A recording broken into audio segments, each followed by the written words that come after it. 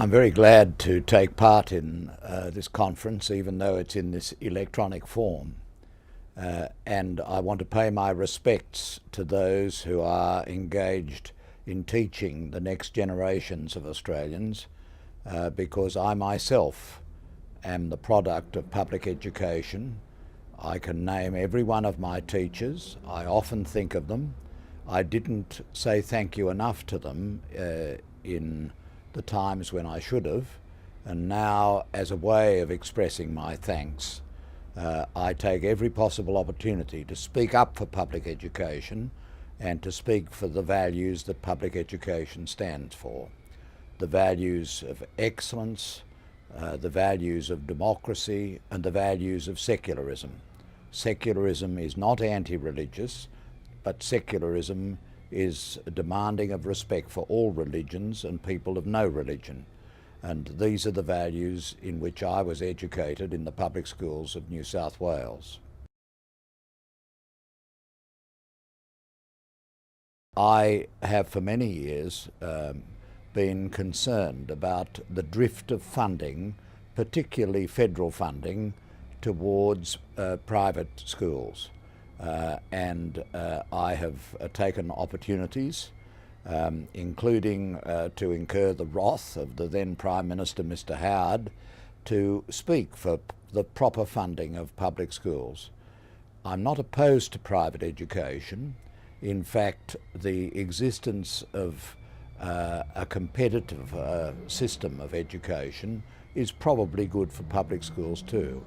But I am definitely for public education, and I get mad as hell at those who say that public schools do not have good values. I had excellent values in my schooling from my teachers, as well as from my parents and my siblings, and I reject any suggestion that public schools don't have proper values. The Gonski inquiry was conducted over a long time. It consulted all relevant stakeholders. It secured a great number of submissions, including one from me. And David Gonski's proposal with his colleagues has been a proposal which has been generally accepted in the community, certainly by the supporters of public education, and I believe of the Catholic system. And I will be very disappointed if we do what so often we seem to do in Australia nowadays under governments of different political persuasions, namely establish a committee on the committee and then a committee on the committee on the committee, and just don't get anything done.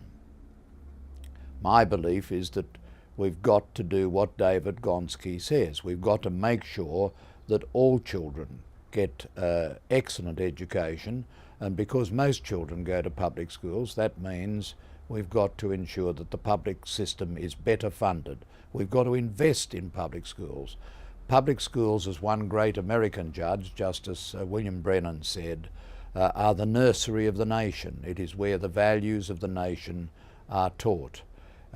And the private school systems and the other systems exist, but fundamentally the primary duty of government is to provide for the public schools, and it's the duty of parents who want to have other forms of education to provide for them.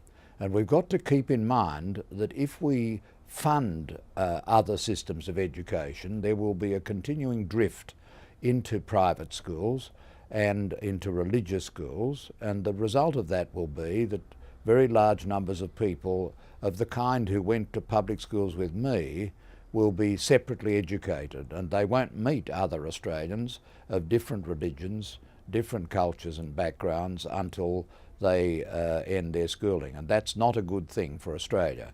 In the United States of America, because of the constitutional decisions of the Supreme Court in that country, based upon provisions which are not materially different from the provisions in the Australian Constitution, there isn't a lot of public funding for private and religious schools. And the result of that is that more than 90% of children still go to public schools, and it's the crucible of the nation. And I believe we've got to get back to that in Australia, and I hope that the considerations of the Gonski report will mean that our public school system will be better educated, that we'll have less money of the taxpayers thrown into the manicured lawns of private schools and more devoted to the public education system where most Australians of the future generations get their education. So my hope is that the Gonski report will not be shelved, but will be acted upon, and will be acted upon promptly. It's a high priority for the future of Australia.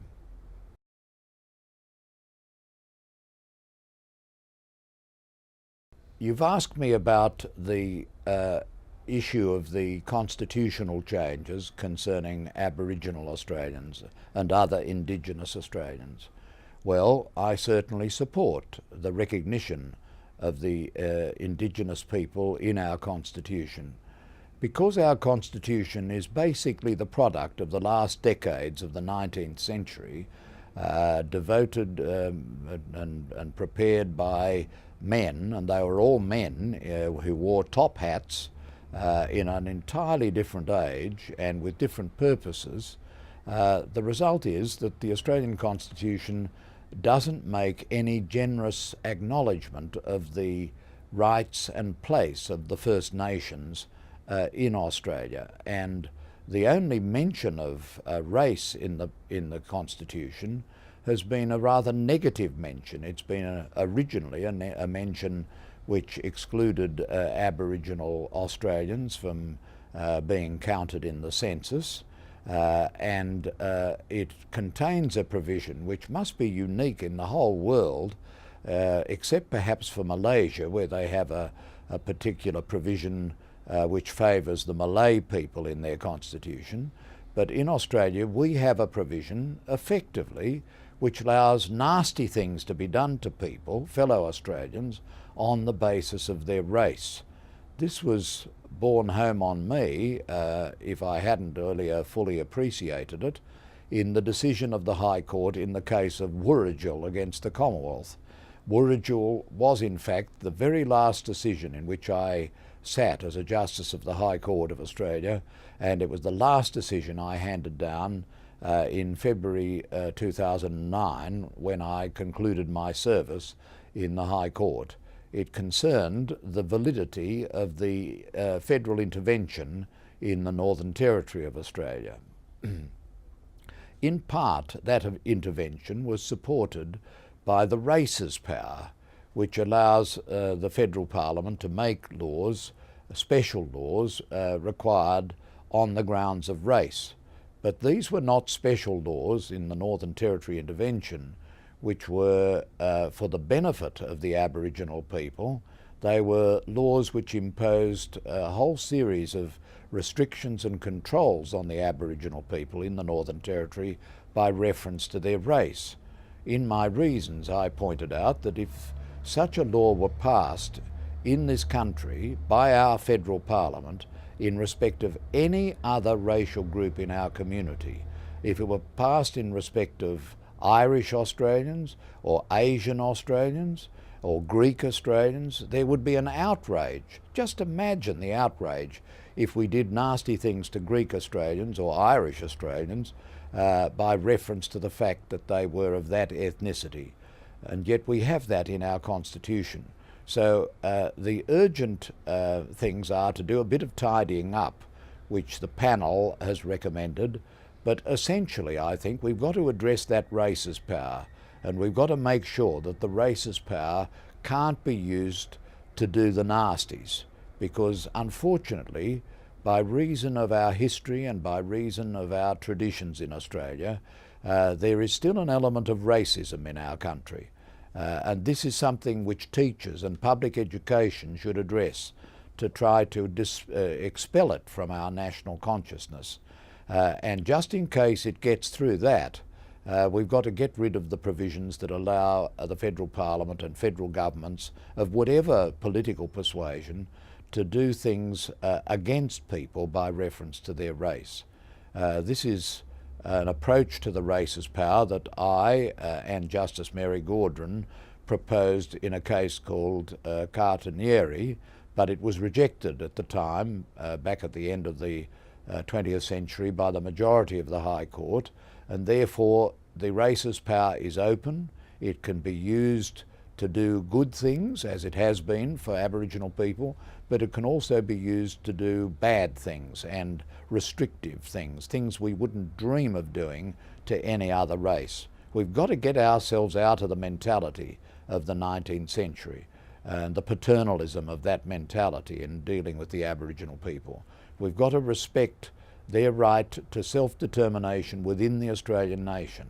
We've got to consult them, which was not done in respect of the Northern Territory intervention, despite the fact that that was a primary recommendation of the committee upon whose report the intervention was allegedly based. And we've got to rethink our whole approach to the Aboriginal people, and in our constitution we have to respect them and acknowledge them. And I hope that that is something on a bipartisan basis that will come out of the consultations based upon the panel's recommendations.